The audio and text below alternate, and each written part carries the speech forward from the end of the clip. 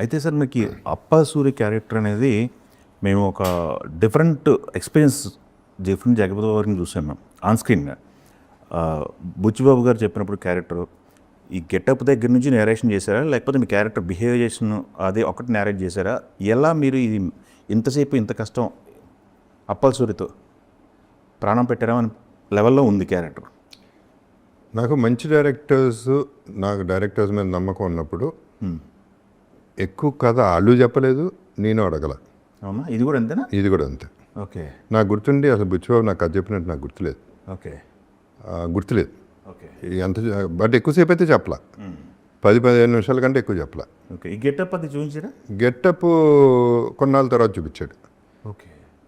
అది గెటప్ అదే అప్పలవల్ సూరికి తీసుకెళ్లే గెటప్ ఇది. ఈ గెటప్పే నా ప్లస్ పాయింట్ అయింది.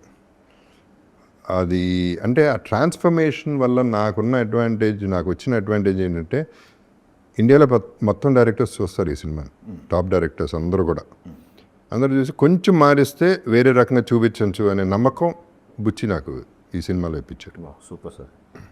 ఎంత కష్టపడేవాళ్ళు సార్ ఈ లొకేషన్లో గెటప్ తీసుకురావడానికి? ఎంత టైం పట్టేది మీకు?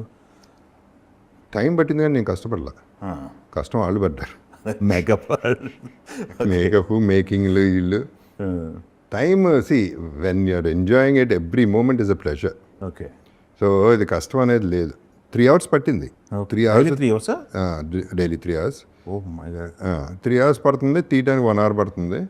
But every moment is excitement ఉంటుంది. అంటే నేనే ఇంకా ఇది మర్చిపోయి ఇది కావాలని కూర్చుని అలా చేయించుకుని పర్ఫెక్ట్ అయితే తప్ప నేను రాలేను బయటికి, క్యారవాన్ బయటికి. ఓకే. నాకు కాన్ఫిడెన్స్ ఉండదు. Okay. So I was enjoying experiencing the whole process of the film. Okay.